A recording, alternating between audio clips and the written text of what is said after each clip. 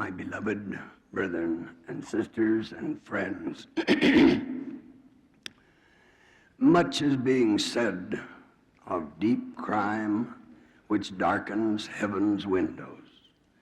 We shudder at the immoralities which terrify us. We nearly panic at the divorce frequency and broken homes and delinquent children about us. But perhaps sometimes we should stop to reflect that all are not criminals, all are not bad, and all are not rebellious. Years ago, I repeated an experience I had in portraits. In the temple on the 4th floor is the room of the Council of the 12 Apostles with large chairs in a semicircle. Here, important meetings of that body are held. Around its walls are portraits of the brethren. When I came to this service, I looked upon them with admiration and affection, for these were truly great men with whom I was associated. Sometime later, authorization was given by the First Presidency of the Church for my portrait to be added to the others. Lee Green Richards was selected as the artist, and we began immediately.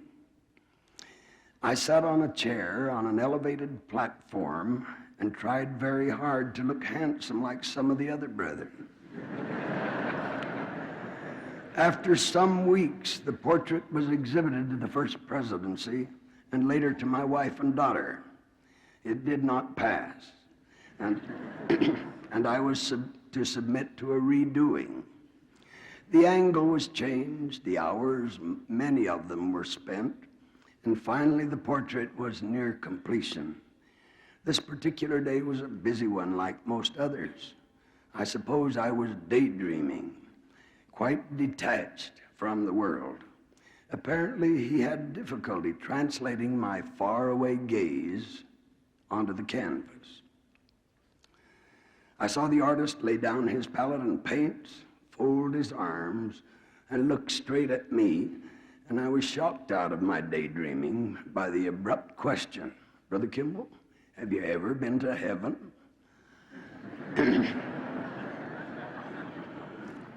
My answer seemed to be a shock of equal magnitude to him as I said without hesitation, "Why, yes, Brother Richards, certainly. I had a glimpse of heaven just before coming to your studio." I saw him assume a relaxed position and look intently at me with wonder in his eyes. I continued, "Yes, just an hour ago. It was in the holy temple across the way. The ceiling room was shut off from the noisy world by its thick white painted walls. The drapes light and warm, the furniture neat and dignified, the mirrors on two opposite walls seeming to take one in continuous likenesses on and on into infinity. All in the room were dressed in white. Here was peace and harmony and eager anticipation. A well-groomed young man and an exquisitely gowned young woman, lovely beyond description, knelt across the altar. Authoritatively, I pronounced the heavenly ceremony which married and sealed them for eternity on earth and in celestial worlds. As we concluded, a radiant father offered his hand and said, "Brother Kimball, my wife and I are very common people and have never been successful. But we're immensely proud of our family." He continued, "This is the last of our 8 children to come into this holy house for temple marriage. They with their companions are here to participate in the marriage of this, the youngest. They're faithful to the Lord in church service, and the older are rearing families in righteousness." I looked at his calloused hands, his rough exterior, and thought to myself, here is a real son of God fulfilling his destiny. "Success," I said, as I grasped his hand, "that's the greatest success story I've heard. You might have accumulated millions in stocks and bonds, bank accounts, lands, industries, and still be quite a failure. You are fulfilling the purpose for which you were sent into this world by keeping your own lives righteous, bearing and rearing this great posterity, and training them in faith and works. Why, my dear folks, you're eminently successful. God bless you. My story was finished. I looked up at the artist. He stood motionless in deep thought, so I continued.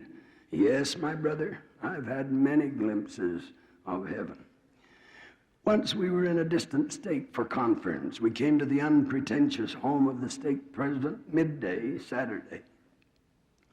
We knocked at the door, and it was opened by a sweet mother with a child in her arms. She was the type of mother who did not know that there were maids and servants. She was not an artist's model nor a society woman. Her hair was dressed neatly, her clothes modest, her face smiling, and though young, she showed the rare combination of maturity from experience and the joys of purposeful living. The house was small. The all-purpose room into which we were welcomed was crowded, and in its center a long table and many chairs. We freshened up in the small bedroom assigned to us, made available by farming out to the neighbors some of the children, and we returned to this living room. The stake president soon returned, made us welcome, and proudly introduced to us all of the children as they returned from their chores and play. Almost like magic, the supper was ready. Every child gave evidence of having been taught responsibility. Each had certain duties. One child had quickly spread a tablecloth, another placed the knives and forks and spoons, and another covered them with the large plates turned upside down. The knives and forks were not silver. The dishes were inexpensive, too. Next came the large pitchers of creamy milk, high piles of sliced homemade bread, a bowl at each place, a dish of fruit from the storage, and a plate of cheese. We all knelt at the chairs facing the table. One young son was called on to lead in family prayer. It was extemporaneous, and he pleaded with the Lord to bless the family, their schoolwork, the missionaries, the bishop. He prayed for us who had come to hold conference that we would preach good, and for the little cold, shivering lambs being born in the lambing sheds on the hill this wintry night. A very little one said the blessing on the food, and 13 plates were turned over and 13 bowls filled, and supper proceeded. No apologies were offered for the meal, the home, the children, or general situations. The conversation was constructive and pleasant. The children were well behaved. In these days of limited families or childless ones, when homes often have only one or two selfish and often pampered children, homes of luxury and servants, broken homes where life moves outside of the home, it's most refreshing to sit with a large family where interdependence and love and harmony were visible, and where children were growing up in unselfishness. So content and comfortable were we in the heart of this sweet wholesomeness that we gave no thought to the unmatched chairs, the worn rug, the inexpensive curtains, the smallness of the house, or the number of the souls that were to occupy the few rooms available. I paused. Yes, Brother Richards, I've glimpsed heaven in many places. He stood listening, seemingly eager for more, and almost involuntarily, I was telling him of another flight into heavenly conditions.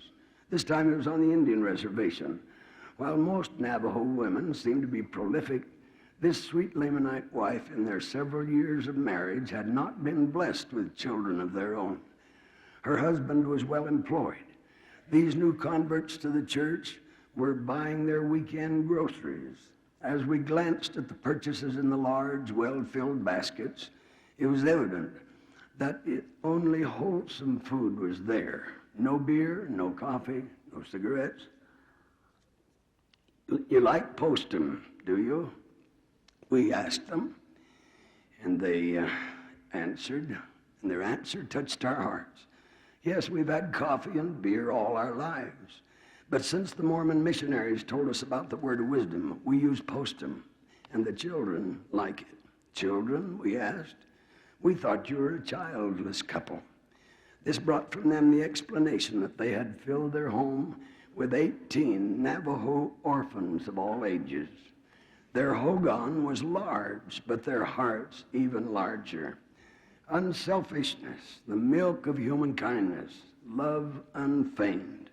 These good Indians could shame many of their contemporaries who live lives of selfishness and smugness. I said to the artist, heaven can be in a hogan or a tent, Brother Richards, for heaven is of our own making. I was ready to finish the picture, but apparently he was not so inclined. This time I was in Hawaii in a beautiful little temple at Laia. It was a missionary group. The Spirit was there. The proselyters could hardly wait their turns to bear testimony of the Lord's gospel. Finally, the little Japanese missionary gained the floor.